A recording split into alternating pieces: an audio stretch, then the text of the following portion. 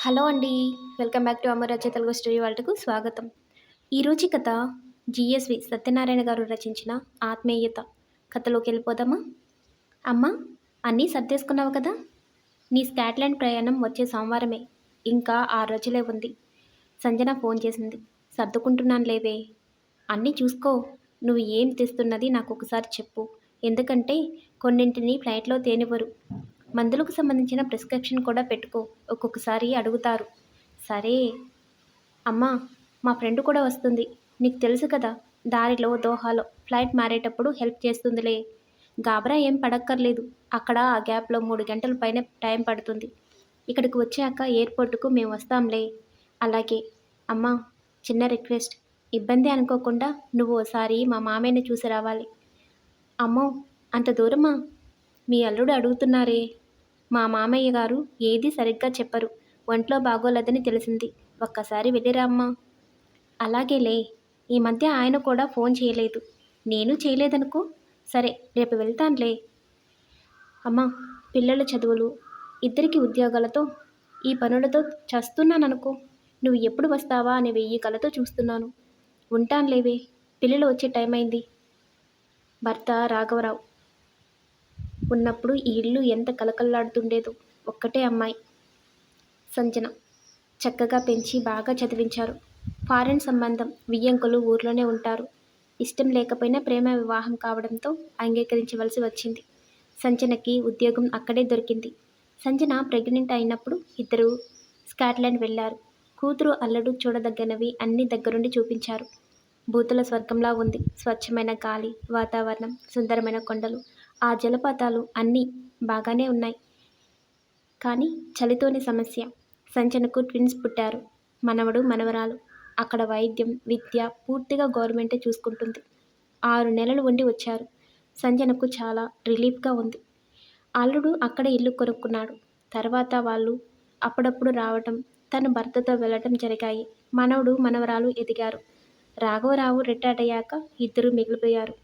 ఇంతలో అన్నవాహికలో చిన్న పుండు రావటం, అనారోగ్య సమస్యను సకాలంలో గుర్తించకపోవటం వల్ల చివరి నిమిషంలో హాస్పిటల్లో జాయిన్ అయిన రాఘవరావు అకస్మాత్తుగా కాలం చేయడంతో ఒక్కసారిగా జీవితం తలకిందలైపోయింది. ఒక్కదానివి ఉండలేవే. నీ ఆరోగ్యం మాత్రం బాగుందా అంటూ కూతురు, అల్లుడు తమతో పాటు వచ్చేయమన్నారు. కానీ కొన్నాళ్ళు ఉండి వస్తానని చెప్పి ఒంటరిగానే కాలం గడుపుతుంది. భర్త నుండి సంక్రమించిన ఫ్యామిలీ పెన్షన్, సొంత ఇల్లు, ఏ లోటు లేదు. ఊర్లో చుట్టాలు ఉన్నారు కానీ ఎవరి పనిలో వాళ్ళుంటారు. ఎవరిని ఇబ్బంది పెట్టడం తనకస్సలు ఇష్టముండదు. అలా 3 నెలలు గడిచాయి. ఇక ఎప్పటికప్పుడు కూతురు ప్రోద్బలంతో ఇప్పటికీ ప్రయాణం. నిజం చెప్పాలంటే భర్త ఉన్నప్పుడు వెళ్ళడం హుషారుగానే ఉండేది. ఇప్పుడెందుకో మనస్కరించడం లేదు. తన ఇంటిని వదిలి వెళ్ళేందుకు. భర్త తను ఎంతో కష్టపడి తీర్చిదిద్దుకున్న ఇల్లు. ఈ ఇంటి నిండా ఓ జీవితకాలం జ్ఞాపకాలు పేరుకుపోయి ఉన్నాయి. ప్రతి చోట, మూలమూలలా ప్రతి వస్తువులో వాటన్నింటినీ మూటగట్టి మూలన పెట్టి వెళ్ళిపోవాలంటేనే మనసు మొగగా రోదిస్తుంది.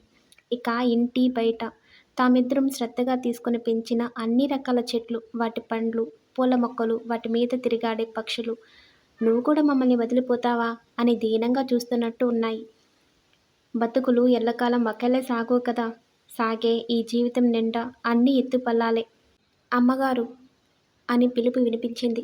రంగయ్య, అతని భార్య రాములమ్మ ఇద్దరూ వచ్చారు. పెరట్లో గుడిసె వేసుకుని ఇల్లు చూసుకుంటాం అంటున్నారు. ప్లేస్ చూపించి ఇక్కడ వేసుకోండి అన్నాను. చాలా కాలంగా తెలుసు. అయినా ఎందుకైనా మంచిదని అవసరమైనప్పుడు ఖాళీ చేయాలి అని చెప్పాను. రేపు పొద్దున్నే 6 గంటలకు వచ్చి వేసుకుంటాం అని వెళ్ళిపోయారు. మరుసటి రోజు గుడిసె వేసుకున్నారు. 11 గంటలకల్లా వంట ముగించి భోజనం చేశాను. చేసిన సాంబార్, చిక్కుడుకాయల వేపుడు 2 బాక్సుల్లో సర్ది ఫోన్ చేశాను. నరహరిరావు గారు ఫోన్ ఎత్తారు. హలో అన్నయ్య, ఎలా ఉన్నారు? బాగానే ఉన్నానమ్మా. నువ్వెలా ఉన్నావు? ఈ మధ్య నేను ఫోన్ చేయలేదు. అవును. నెక్స్ట్ వీక్ స్కాట్లాండ్ వెళ్తున్నావట? అవునన్నయ్య. అక్కడే ఉండిపోతావా? చెప్పలేను. జాగ్రత్త. సరేనమ్మా. ఉండేదా? అన్నయ్య, మీ లొకేషన్ పెట్టండి. ఇప్పుడు ఓసారి మీ దగ్గరకు వద్దామని. అయ్యో, నీకెందుకమ్మా శ్రమ? ఇంత దూరం ఒక్కదానివే రాగలవా? పర్లేదులే, వస్తానన్నయ్య. Cab book చేసుకుంటున్నానన్నయ్య. సరేనమ్మా, ఇదిగో ఇప్పుడే షేర్ చేస్తాను. క్యాబ్ బుక్ చేసుకున్నాక 30 కిలోమీటర్లు చూపిస్తుంది. ఫోన్ ఉపయోగించి అన్నీ ఎలా చేయాలో కూతురు ఇక్కడికి వచ్చినప్పుడు చెప్పింది. భర్త పోయాక తప్పదనుకుని డబ్బుల విషయాలు, పేమెంట్ ఎలా చేయాలి అన్నీ నేర్చుకుంది. ఓటీపీ చెప్పి క్యాబ్‌లో కూర్చున్నాను. మనసులో ఏవో ఆలోచనలు. నరహరరావు అనేది తనలాంటి జీవితమే. తన వియ్యపురాలు పోయి సంవత్సరమైంది. కొడుకు బలవంతం మీద స్కాట్లాండ్ వెళ్ళిన ఆయనకు ఆరోగ్య సమస్యలు చుట్టుముట్టాయి. చివరకు ఆ వాతావరణంలో ఇమడలేక తిరిగి ఇండియా వచ్చేసి వృద్ధాశ్రమంలో చేరిపోయారు. 1, 2 సార్లు ఫోన్ చేస్తే ఇక్కడ బాగానే ఉందమ్మా, దేనికి లోటు లేదు అనేవారు. తర్వాత కొడుకు ఎంత బతిమాలినా వెళ్ళలేదు. సంబంధం కలుపుకున్నప్పుడు ఆయన్ని చూస్తే ముచ్చటేసింది. కూతురి పెళ్లి ఎలా అవుతుందో అన్న దిగులుతో ఉంటే వియ్యపురాలి కన్నా తనే ఎంతో కలుపుగొలుపుతనంతో మాట్లాడి అన్నింటినీ తేలిగ్గా తీసుకుంటూ పనులన్నీ పురమాయిస్తూ పెళ్లి బాధ్యతను తన భుజాల మీద వేసుకుని హుషారుగా చకచకా నడిపించి జరిపించారు. భర్త రాఘవరావుకి ఆయనల వ్యవహారాలు చక్కబెట్టిన నేర్పరితనం లేదు. ఆ లోటు అస్సలు తెలియనివ్వలేదు. చెల్లెమ్మ అలా చెయ్, ఇలా చెయ్ అంటూ మాట్లాడుతుంటే తనకు అన్నయ్యలు లేకపోవడంతో సొంత అన్నయ్యలా కనిపించారు. మా ఆవిడకు చెప్పకుండా నీ వంట తినడానికి ఏదో వంక కల్పించుకొని వచ్చేస్తున్నానమ్మా మీ ఇంటికి అనేవారు. నాకు మొహమాటం లేదమ్మా నీ దగ్గర. నువ్వు ఏది వండినా అమృతంలా ఉంటుంది. ముఖ్యంగా ఆ చిక్కుడుగాయ కూర బాగా చేస్తావు. అది వండమ్మా. ఇక సాంబార్ అయితే మరీను. మా ఆవిడ వండుతుంది. నీలానే అన్నీ వేస్తుంది. ఎందుకో అంత రుచి రాదనుకో. ఒక్కొక్కరి చేతి మహత్యం అనుకుంటా. నాకొంచెం జిహ్వ చాపల్యం ఎక్కువ. ఏమనుకోకు అంటూ చిన్న పిల్లవాడిలా మాట్లాడుతుంటే ఎంతో ఆత్మీయంగా అనిపించారు. భార్య చనిపోయినప్పుడు చిన్న పిల్లాడిలా ఆమె ముందు కూర్చొని ఏడుస్తుంటే చాలా బాధ అనిపించింది. పరిస్థితులు మనిషిలోని బేలతనాన్ని కూడా వెలికి తీస్తాయేమో.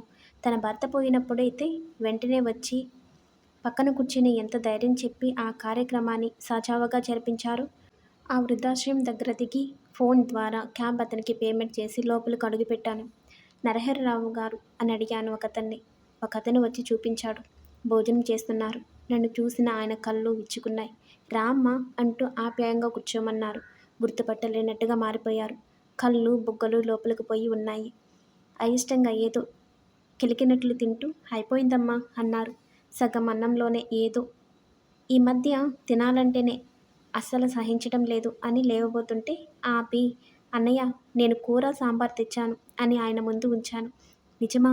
ఈరోజు నాకెంత సంతోషంగా ఉందమ్మా అంటూ ఎంతో సంతృప్తిగా మొత్తం అన్నం తిని, ఇలాంటి తిండి కోసం మొహం వాచిపోయి ఉన్నా. చాన్నాళ్ళకు నీ చేతి వంట తిన్నానమ్మా అంటూ లేచారు. ఏంటన్నయ్యా ఇలా అయిపోయారు? నా కళ్ళను నేనే నమ్మలేకపోయాను. వయసు మీద పడితే ఏముంటుందమ్మా, అంతేలేమ్మా. ఏవో ఆరోగ్య సమస్యలు, ఒంటరి జీవితం. నా సంగతి అలా ఉంచు. నువ్వు ఎలా ఉన్నావమ్మా? రాఘవరావు లేని ఆ ఇంటికి రాలేక, నిన్ను చూడలేక, చివరకు ఫోన్ కూడా చేయడానికి మనస్కరించలేదమ్మా అంటూ 3 టాబ్లెట్స్ వేసుకున్నారు ఒకదాని తర్వాత ఒకటిగా. చిన్న రూము, చెల్లాచెదరుగా బట్టలు, ఏవో సామాన్లు. ఆయన్ని అలా చూస్తుంటే ఏవో జ్ఞాపకాలు. ఆరోగ్యం విలువ అన్నది ఏంటో తెలుస్తుంది. ఇంతలో ఎవరో ఒకతను వచ్చాడు. అతన్ని చూడగానే ఒక్క నిమిషం ఉండమ్మా అంటూ ఆయనతో మాట్లాడి వస్తాను అని బయటికి వెళ్ళిపోయారు. ఇదేమీ బాగోలేదు. నువ్వు నిన్ననే రావాలి కదా. ఏం డబ్బులివ్వడం లేదా నీకు? ఇప్పుడొచ్చి వెళ్దామంటే నేను రెడీగా లేను. గెస్ట్ వచ్చారు.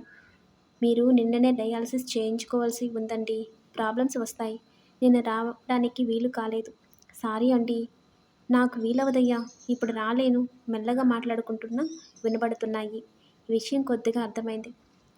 అతనే లోపలికి వచ్చి చూడండి, మీరెవరో నాకు తెలియదు.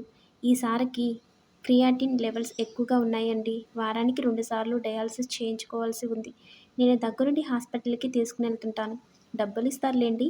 నిన్న నాకు వీలవ్వలేదు. ఇప్పుడు రానంటున్నారు. మీరైనా చెప్పండి. అన్నయ్య, ముందు మీరు హాస్పిటల్కి వెళ్ళిరండి. నేను ఇంకొకసారి వస్తాను. అది కాదమ్మా, రేపు వెళ్తాను. నువ్వెంత దూరం నుండి వచ్చావు కదా. ఇంకేం చెప్పొద్దు. మీరు ఆయనతో వెళ్ళిరండి. మరేం పర్లేదు. ఇంటికొచ్చాను. మనసంతా ఏదోలా ఉంది. ఒక నిర్ణయానికి వచ్చాను. ఇంకో బెడ్రూమ్లో సామాను అంతా తీసి మంచం మీద దుప్పటి అన్నీ సర్దాను. అవసరం అనుకున్నవి అమర్చాను. ఇంటికి కొద్ది దూరంలోనే హాస్పిటల్ ఉంది. ఫోన్ చేసి డయాలసిస్ గురించి కనుక్కున్నాను. రంగయ్యకు విషయం అంతా చెప్పి ఇక నుండి నీ అవసరం ఉంటుంది అని చెప్పాను. సంజనకు ఫోన్ చేశాను. నేను స్కాట్లాండ్ రావటం లేదు. అదేంటమ్మా, టికెట్స్ బుకింగ్ అన్ని ఏర్పాట్లు జరిగాక ఇప్పుడేంటిలా? మాకిక్కడ నీ అవసరం ఉంది అంటూ ఇంకా ఏదో చెబుతూ ఉంది. ఇక్కడ కూడా ఒకరికి నా అవసరం ఉంది స్థిరంగా చెప్పాను.